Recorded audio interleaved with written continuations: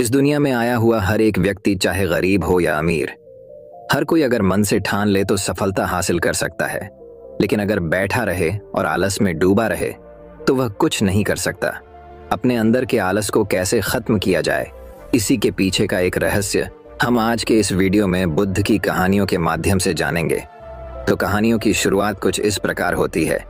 एक बार एक आलसी व्यक्ति ने गौतम बुद्ध से कहा, मुनिवर, मैं बहुत आलसी हूँ, जिसके कारण मैं अपने जीवन में जो करना चाहता हूँ वह नहीं कर पाता, इसलिए मुझे कोई रास्ता बताएं।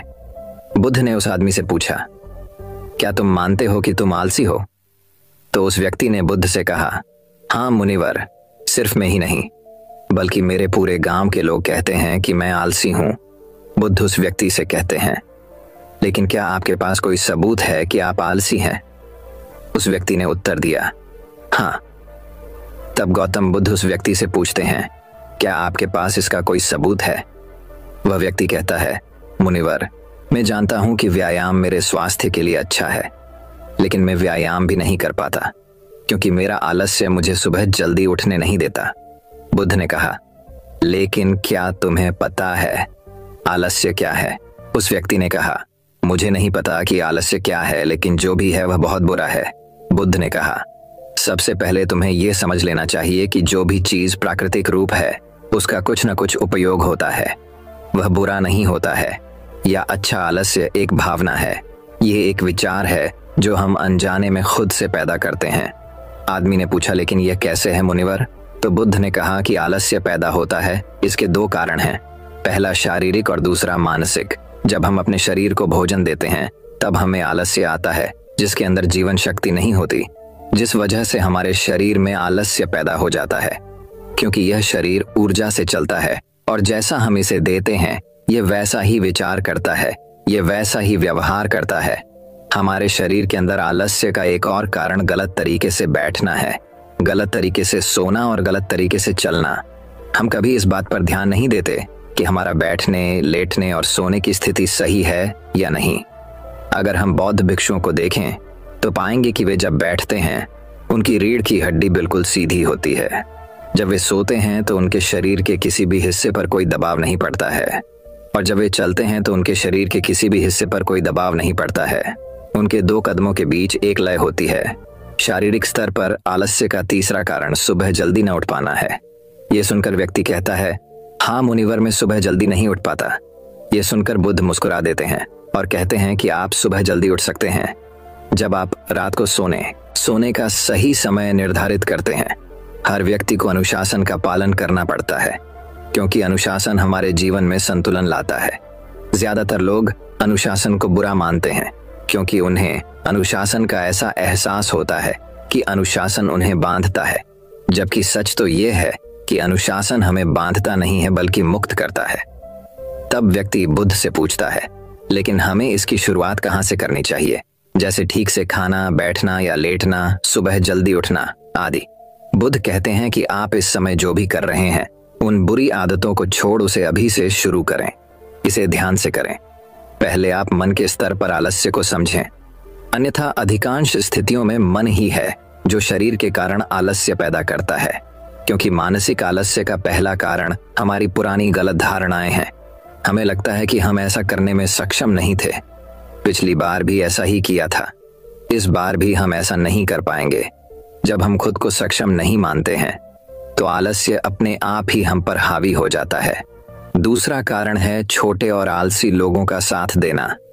कभी कभी ऐसा होता है कि आलस्य हमारे अंदर नहीं होता है, लेकिन दूसरे लोगों की वजह से हमारे अंदर आ जाता है। ऐसा होता है क्योंकि हम आलसी लोगों की संगति करते हैं। हाँ मुनिवर, यह बिल्कुल सत्य है, मैंने भी यह अनुभव किया है।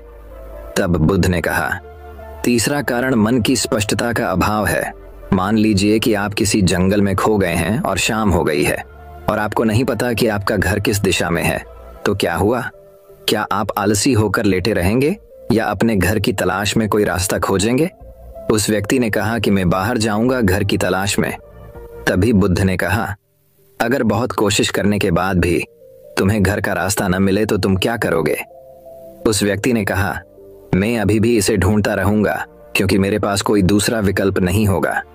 बुद्ध बोले, कई विकल्प हैं, अगर किसी के पास एक ही विकल्प है तो उसका दिमाग बिल्कुल खाली होगा। यदि आप व्यायाम नहीं कर पा रहे हैं तो इसका कारण आपके मन में स्पष्टता की कमी है, जिसका आपको भविष्य में सामना करना पड़ेगा। उन रोगों से होने वाली बीमारियां वे आपको दिखाई नहीं देती।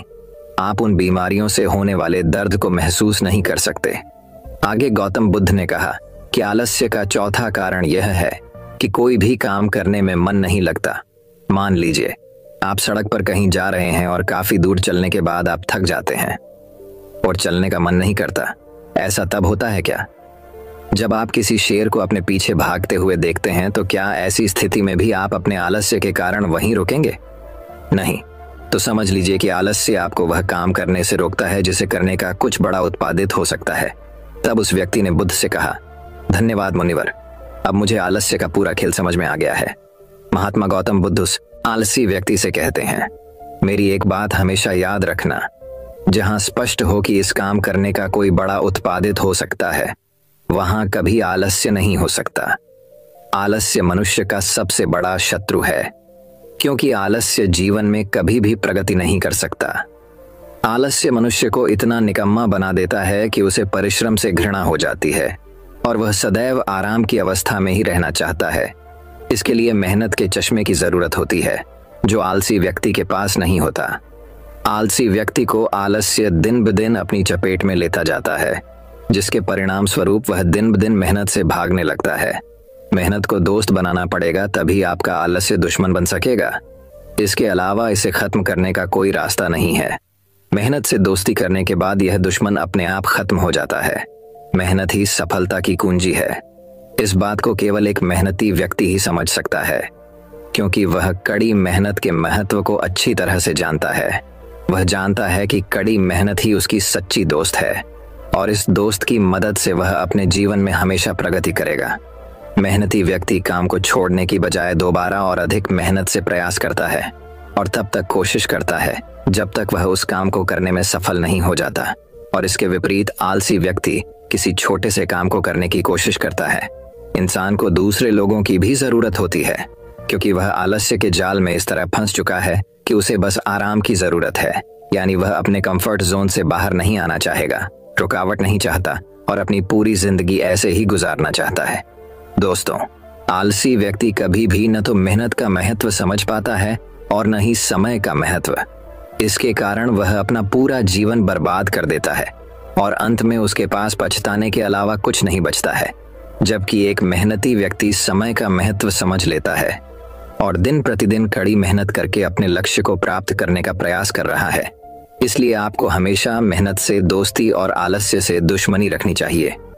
दोस्तों, एक और बौद्ध कहानी के माध्यम से हम जानते हैं कि आलस्य हमारे अंदर डर और चिंता को कैसे बढ़ावा देता है। तो कहानी की शुरुआत कुछ इस प्रकार होती है। एक बार एक व्यक्ति गौतम बुद्ध के आश्रम में रहने आया। आश्रम की शांति में 2 दिन बीत जाने के बाद वह बुद्ध के पास जाता है और कहता है, बुद्ध, मेरे मन में कुछ प्रश्न उठ रहे हैं, मैं उनका उत्तर जानने के लिए यहाँ आया हूँ। बुद्ध ने कहा, पूछो, आपका प्रश्न क्या है?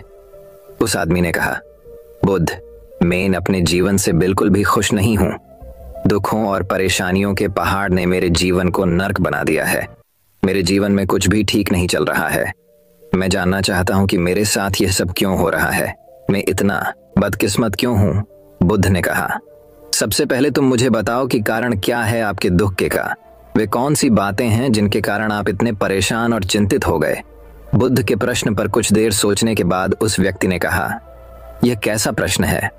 मैंने आपसे एक प्रश्न पूछा और आप उत्तर देने के बजाय पूछ रहे हैं। बुद्ध उस व्यक्ति की बात सुनकर मुस्कुराए। यदि तुम अपने दुख का कारण नहीं जानते हो तो तुम मुझसे यह उम्मीद कैसे कर सकते हो कि मैं तुम्हारे दुख का कारण जान पाऊंगा? व्यक्ति ने कहा, बुद्ध, लेकिन लोग कहते हैं कि आप भगवान हैं, आप सब कुछ जानते हैं, आप लोगों के मन को पढ़ते हैं, तब आपको मेरे दुख का कारण पता चल जाएगा। बुद्ध हल्के से मुस्कुराए और गंभीर स्वर में बोले, तुम यह सोचकर गलती कर रहे हो कि कोई आएगा और तुम्हें तुम्हारी सभी समस्याओं से बाहर निकाल देगा, लेकिन ऐसा कभी नहीं होगा। केवल तुम ही हो जो तुम्हें तुम्हारी परेशानियों से बच सकते हो। महसूस करें कि आपने आत्मज्ञान प्राप्त कर लिया है तो आप अपनी समस्या का समाधान कर सकते हैं। मैं भी आपके जैसा हूँ। फर्क सिर्फ इतना है कि मुझे सब कुछ साफ है। जिस दिन आपके जीवन की सभी समस्याएं दूर हो जाएंगी, उसी दिन से आपको किसी भी समस्या के लिए बुद्ध के पास जाने की जरूरत नहीं पड़ेगी। बुद्ध ने उस व्यक्ति से पूछा, क्या तुमने कभी किसी फूल को ध्यान से देखा है? यह सुनकर वह व्यक्ति आश्चर्यचकित हो गया और बोला, बुद्ध, फूल तो एक साधारण सी चीज है, इसे तो सभी ने देखा है। बुद्ध ने कहा, फूल एक कली है। सुबह अंधेरा होता है, दिन के उजाले में फूल बन जाता है, शाम को मुरझा जाता है। यदि फूल केवल इसी बात की चिंता करता है कि शाम तक उसे मुरझाकर गिरना ही पड़ता है, वह कभी खिल नहीं पाएगा। इस तरह अगर आप केवल अपने दुखों के बारे में ही सोचेंगे तो आप कभी खुश नहीं रह पाएंगे। इसलिए मैं आपको बताना चाहता हूं कि आपके जीवन में अभी भी बहुत सी चीजें हैं जिनके बारे में अगर आप बारीकी से देखें तो आप अभी भी खुश हो सकते हैं। आप उनके बारे में सोचकर मुस्कुरा सकते हैं। आप अंदर से खुश हो सकते हैं। आप अपने जीवन की कमजोरी के बजाय अपने जीवन के सर्वश्रेष्ठ पर ध्यान केंद्रित करें। यदि आप अपने जीवन में खुशी चाहते हैं तो आपको इस शाश्वत नियम का पालन करना होगा। वह है अच्छे पर ध्यान देना और जीवन में सकारात्मक चीजों को सोचने। मैं तुम्हें सिर्फ रास्ता दिखा सकता हूं। मैं तुम्हें दिखा सकता हूं कि उस रास्ते पर कैसे चलना है, लेकिन तुम्हें उस रास्ते पर चलना होगा। बुद्ध के ऐसे शब्द सुनकर वह आदमी कुछ देर तक शांत बैठा रहा। फिर उसने कुछ सोचा और कहा, लेकिन बुद्ध, मैं चलता हूं, एक बात समझ नहीं आ रही। क्या मेरा पूरा जीवन एक ही तरीके से हल हो सकता है? बुद्ध ने बहुत धीरे से उत्तर देना शुरू किया। मान लीजिए कि कोई भविष्यवक्ता आपको बताता है कि आज शाम तक आपकी मृत्यु निश्चित है। ये जानकर आपको उन बातों की चिंता होगी जिनके बारे में आप अभी चिंता कर रहे थे। आपको याद भी नहीं होगा कि आपको किस तरह की परेशानियां हैं और किस बात की चिंता कर रहे हैं। आप उस वक्त सिर्फ उस हकीकत के बारे में सोच रहे होंगे जिसे लोग मौत कहते हैं। अचानक आपको एहसास होगा कि जिन छोटी छोटी चीजों को आप अपनी सबसे बड़ी परेशानियां कहते थे, वह कुछ भी नहीं है। अचानक आपको लगेगा कि चिंता करना बेकार है। आज शाम तक मैं दुनिया छोड़ने वाला हूं और आप पाएंगे कि आपके पूरे जीवन के वे क्षण व्यर्थ हो गए जो आपने चिंता, ईर्ष्या और व्यर्थ कष्ट में बिताए होंगे। लोग बोलते तो हैं लेकिन अंदर से कभी स्वीकार नहीं करते कि एक दिन उन्हें भी इस दुनिया से जाना है। उनकी इच्छाएं इतनी प्रबल होती हैं कि वे खुद को अमर मानते हैं। सुख और दुख दोनों ही स्थायी नहीं है। यह हमारे कार्यों और विचारों से निर्मित होते हैं। वह आदमी जो बुद्ध की बातें सुन रहा था टोकते हुए बोला, तो आपके कहने का मतलब यह है कि मैं हमेशा सोचता हूं कि मैं मरने वाला हूं। क्या यह सोच मेरी सभी समस्याओं का समाधान कर देगी? नहीं, ऐसा कभी मत सोचिए। आपको बस यह स्वीकार करना होगा कि दुनिया में मेरी उपस्थिति अनिश्चित है। मैं जब तक यहाँ हूँ एक खुशहाल जीवन जीऊंगा। आपके जीवन में जो भी अच्छी चीजें हो रही हैं उनके साथ जिए, वह तुम्हें आंतरिक खुशी और शांति देगी। अपना दिमाग ठीक करो और धीरे धीरे तुम्हारे जीवन की सभी समस्याएं समाप्त हो जाएंगी। व्यक्ति के जीवन के अधिकतर दुख उसकी इच्छा से ही उत्पन्न होते हैं। इसीलिए आप अपने मन पर नियंत्रण रखें। यदि आप अपने मन का इलाज एक बच्चे के मन की तरह कर सकते हैं तो आपको आंतरिक शांति महसूस होगी। उस व्यक्ति ने कहा कि आपने मन को नियंत्रित करने की बात कही। आप चंचल मन को कैसे नियंत्रित कर सकते हैं? बुद्ध ने कहा कि सबसे पहले तुम्हें सुख और दुख के बीच अंतर समझना होगा। आपको सबसे पहले यह जानना होगा कि आपके लिए खुशी और दुख का क्या मतलब है। इसके बाद अभ्यास के द्वारा अपने मन को इस प्रकार तैयार करना है कि आप न तो खुशी के मौके पर ज्यादा खुश हों और न ही दुख आने पर ज्यादा दुखी हों। आपको खुद को पूरी तरह से मध्य में रखने का प्रयास करना होगा, जिसे मैं मध्यम मार्ग कहता हूं।